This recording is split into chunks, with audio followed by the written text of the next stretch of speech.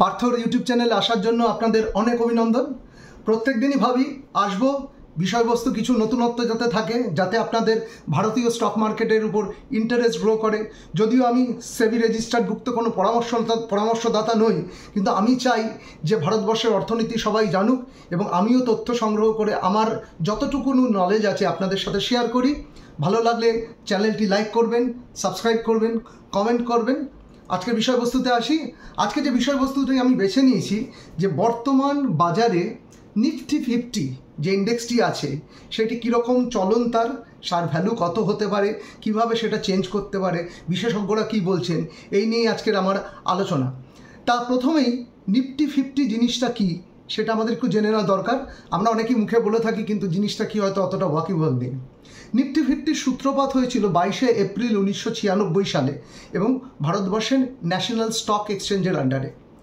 এই নিফটি 50 কি? একটা ভাবতে পারেন একটা ক্রিকেট খেলার স্কোর কার্ড। কেমন খেলছে ভারতীয় অর্থনীতি তার মূল সূচকটা কিন্তু ওখানেই থাকে। কারণ ভারতবর্ষের সেরা 50টা কোম্পানি, যেটা সময়ের সাথে সাথে পাল্টায়, ভারতবর্ষের সেরা 50টা কোম্পানির সংকলন হচ্ছে নিফটি 50 এবং তাদের ব্যবসার একটা অ্যাভারেজ আউট করেই 50টা কোম্পানিকে বেছে নেওয়া হয়। এবং 1996 সালে যাত্রা শুরু হয়েছিল। ওই 1995 সালে তার বেস ভ্যালু ডিটেক্ট হয়েছিল এবং তার ভ্যালু ধরা হয়েছিল 1000, আজকে যার ভ্যালু 25,000-এর কাছাকাছি। তাহলে 30 বছরের, প্রায় 29-30 বছরের যাত্রায় নিফটি 50 1000 থেকে হয়েছে 25,000, মানে 2500 গুণ বেড়েছে। তাহলেই বুঝতে পারুন যে ভারতের অর্থনীতির পরিবর্তনটা কীরকম। তা এই নিফটি 50 এখন যে অবস্থানে আছে, কীরকমভাবে আছে, কীভাবে চলছে, কেমন হতে পারে, সেই ব্যাপারে বিশেষজ্ঞরা কি বলছেন, সেই নিয়েই কিন্তু আজকে আমাদের আলোচনা। এবার সেই আলোচনায় আসতে হলে আপনাদেরকে কিছু গ্রাফ, চার্ট এগুলো আমাকে দেখাতে হবে। সেই জন্য আমি আর আপনাদের সামনে দাঁড়িয়ে থেকে বোর করব না, আমি চলে যাব আমার স্ক্রিন শেয়ারের মাধ্যমে আপনাদের কিছু বলতে। তাহলে আমি সোজা চলে যাই স্ক্রিন শেয়ারে, সেখানে গিয়ে আবার আমরা আলোচনা করি। এবার আমি আমার বললাম যে এটা মোবাইল ফোনের স্ক্রিনটা শেয়ার করছি। সোজা চলে যাব নিফটি 50 স্ক্রিনে। নিফটি 50 স্ক্রিনটা আপনি দেখতে পাচ্ছেন, যে চার্টটা দেখতে পাচ্ছেন, এই চার্টটা হচ্ছে 1 ডে চার্ট। আমি প্রথমেই আলোচনায় আসি 1 মান্থ চার্টে। 1 মান্থের যে চার্টটা দেখতে পাচ্ছেন তার একটা মিনিমাম ভ্যালু আছে, একটা ম্যাক্সিমাম ভ্যালু আছে। মোটামুটি দেখা যাচ্ছে মিনিমাম ভ্যালু 24,550-এর কাছে, আর ম্যাক্সিমাম আজকেই আমরা দেখতে পাচ্ছি এক মাসে যেটা এসছে 25,317। তাহলে 24,500 থেকে 25,300 এর মধ্যেই কিন্তু নিফটি 50 গত এক মাস অসিলেট করছে। এবার এই জিনিসটাকে কিভাবে ভাবা যেতে পারে, তার মানে নিফটি 50 কি বাড়বে না, এর মধ্যেই অসিলেট করবে? এখানে দুটি ব্যাপার আছে। একটা হচ্ছে এই যে সবচেয়ে নিচু জায়গা, যেটা 24,550-এর কাছাকাছি বা 24,500 রেঞ্জে যেটা আমি বলছি, এটাকে বলা হচ্ছে এখনকার বর্তমান পরিস্থিতিতে নিফটি 50-র সাপোর্ট রিজিয়ন। আর আজকে যে 25,300 বা 25,250 এই যে রিজিয়নগুলো, এগুলোকে বলা হচ্ছে, যেটা টপ মোস্ট পিকের জায়গা, সেটাকে বলছে রেজিস্ট্যান্ট রিজিয়ন। এই শেয়ার মার্কেটের যে খেলাটা, সেই খেলাটা হচ্ছে কিন্তু বেচা কেনা। কেউ কেনে, কেউ বেচে। এবার কিনবে কি করে? কেউ বেচলেই তো কিনবে, আবার বেচবে কি করে? কেউ কিনলেই তো বেচবে। তাহলে দুটোর মধ্যে একটা উভয় সম্পর্ক আছে। এই যে সাপোর্ট রিজিয়ন, তলার যে অংশটাকে বললাম 24,550-র কাছাকাছি, এই রিজিয়নে আসলে দেখা যাচ্ছে, যখন এখানে এলো, এখানে আসলে দেখা যাচ্ছে যে বাই করার লোকজনের সংখ্যা বেড়ে গেছে। এবার বাই অনেক রকমভাবে হতে পারে, কল বাই হতে পারে, পুট সেল হতে পারে, এইগুলো নিয়ে আমি এখন ডিসকাস করবো না, খুব টেকনিক্যাল জায়গা। এইটুকুনো ভাবুন, 24,500 550 রিজিয়নে যখন আসছে, সেটাকে বলা হচ্ছে সাপোর্ট। সাপোর্ট মানে হচ্ছে এটাকে আর ভাঙবে না, মানে স্টকগুলোর দাম আর এর থেকে পড়বে না এই রিজিয়নে আসলে। এর থেকে পড়ার যে অ্যাকুমুলেটেড যে 50টা কোম্পানির কথা বললাম, তাদের যে অ্যাভারেজ ভ্যালুটা, সেইটাকে যদি আমি নিফটি 50 ইন্ডেক্সে দেখতে চাই, এই 24,550-এর নিচে সাধারণত দেখা যাবে যে আসলেই দেখা যাচ্ছে যে একটা সাপোর্ট পাচ্ছে, মানে লোকে কিনছে।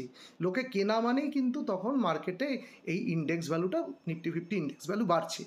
বাড়তে বাড়তে ওই 25,200-250 জায়গায় গেলেই ভ্যালুটা আবার ওখানে গিয়ে আটকে যাচ্ছে, কারণ ওইখানে আবার প্রফিট বুক করে অনেকে বেচে দিচ্ছে, আবার পড়ে যাচ্ছে। গত এক মাস ধরে কিন্তু মোটামুটি এই সিনারিওটাই চলছে। 24,500 থেকে 25,200-র মধ্যে নিফটি চার্ট ঘোরাফেরা করছে। আমি একটু বেশিভাবে 1 ইয়ারের স্ক্রিনে চলে যাই।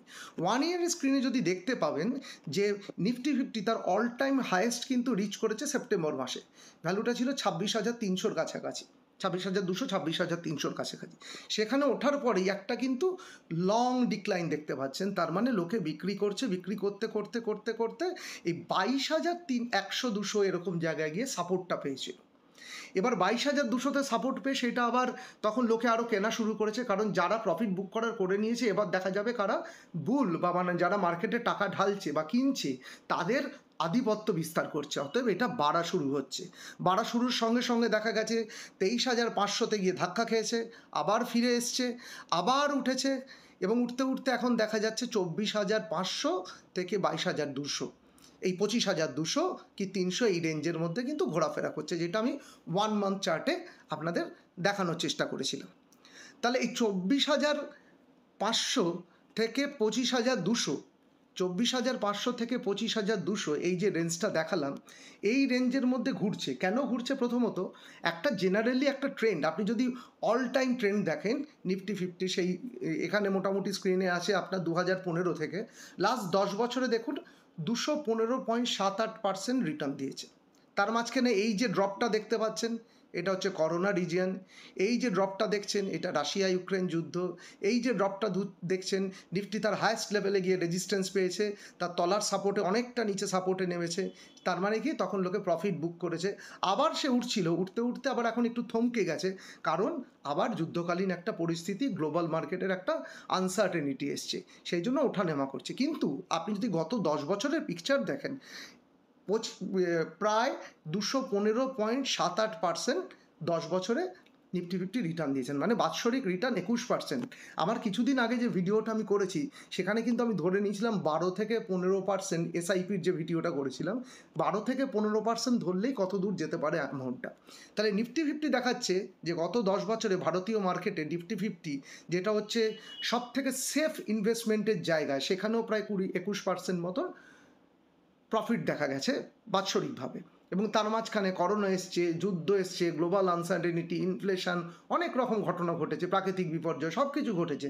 তার একটা অ্যাভারেজ সিনারিও যদি দেখেন, সেই অ্যাভারেজ সিনারিওতেও প্রায় 21-22% কিন্তু রিটার্ন পাওয়া গেছে। তাহলে এখন বর্তমান পরিপ্রেক্ষিতে আবার আসি, এই গত 1 মাসের ছবিতে আসি। তাহলে 24,500 থেকে 25,200 25,300-র মধ্যে নিফটি 50 ঘুরছে এবং এখন একটা গ্লোবাল মার্কেট আনসার্টেনিটি আসছে। তাহলে যেটা হচ্ছে, যারা ইনভেস্টার তো অনেক রকম হয়, অনেক রকম ইনভেস্টার আছে, যারা শর্ট টার্মে দেখেন, লং টার্মে দেখেন, যারা ট্রেডিং করেন, স্ক্যাল্পিং করেন, অনেক রকমভাবে এই মার্কেটে বিনিয়োগ করা যায়। লোকে যেহেতু একটা গ্লোবাল আনসার্টেনিটি আসছে, তারা 3-4%-এর ভ্যালুর মধ্যে কিন্তু পুরো ব্যাপারটাকে ঘটাচ্ছেন, মানে বাড়াও যাচ্ছে না, বাড়তে শুরু করলেই লোকে বেচে দিচ্ছে প্রফিট গেন করে, আবার যখন কমছে একটা লেভেল অবধি আসার পরে কিন্তু পড়ছেও না মার্কেট, কারণ তখন আবার লোকে এসে সেটাকে কিনে নিচ্ছে, আবার বাড়তে শুরু করছে। তাহলে এই ব্যাপারটা কিন্তু চলছে বেসিক্যালি এই গ্লোবাল যে একটা মানে একটা রেস্ট্রিক্টেড একটা মানে আনরেস্টেড একটা এনভায়রনমেন্ট আছে, তার একটা প্রভাব। গত 1 উইকে কী হয়েছে, এক উইকে যদি দেখেন ওই 24,900 থেকে 25,300-তে আজকে উঠেছে।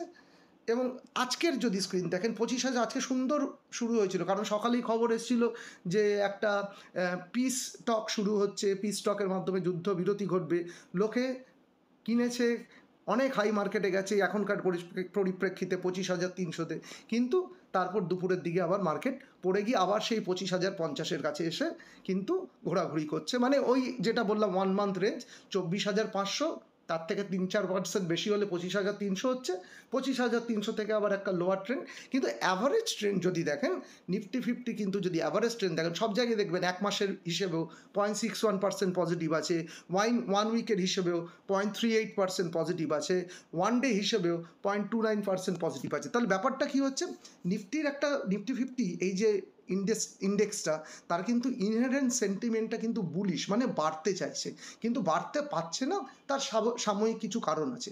কিন্তু ভারতীয় অর্থনৈতিক পরিস্থিতি ভারতে খুবই এখন শক্ত সবল, এবং বৈদেশিক নীতি যেভাবে চলছে ভারতের, তাতেও ভারতবর্ষ কিন্তু অনেক স্টেবল অবস্থায় আছে বাকি গ্লোবাল আনরেস্টের তুলনায়। সুতরাং সাময়িক এখন বিশেষজ্ঞদের মতে এই 24,500 যদি ভাঙে তাহলে অনেকটা পড়তে পারে, 25,200-300 টপকালে কিন্তু সেটা বেড়ে যাবে। মানে সাপোর্ট রেজিস্ট্যান্সের মধ্যেই আপাতত ঘোরাফেরা করবে। এই দুটো ব্রেক হলে হয় নামবে নয় উপরে উঠবে, কিন্তু নামার চান্সটা তাদের মতে অনেক কম। অতএব 25,200 বা 25,300-তে টেস্টিং হবে কয়েকবার, মানে উঠবে নামবে সাময়িক 1-2 মাস এরকম চলবে, তারপর কিন্তু নিফটি 50 পজিটিভ দিকেই যেতে থাকবে।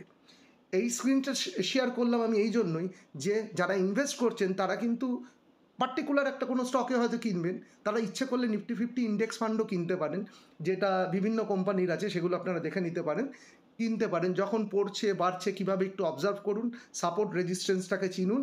কোথায় এটা একদিনে কিন্তু সাপোর্ট রেজিস্ট্যান্স চেনা যায় না, কিছু দিন বা কয়েক মাসের কিন্তু একটা ফিচার্স দেখতে হয়। যেরকম আমি 1 ইয়ারের ফিচার্স দেখালাম, বিভিন্ন রকম সাপোর্ট আছে, বিভিন্ন রকম রেজিস্ট্যান্স আছে। এই সাপোর্ট আর রেজিস্ট্যান্স কিন্তু কয়েকবার টেস্টিং হওয়ার পরে একটা পার্টিকুলার ট্রেন্ড বোঝা যায়, সেইটাকে দেখে আপনারা কেনাকাটা করুন। চার্টের উপরেই সব কিছু নির্ভর করে আমি বলবো না, ফান্ডামেন্টাল ব্যাপার আছে, নিউজ আছে, কিন্তু চার্টটা জানাও জরুরি।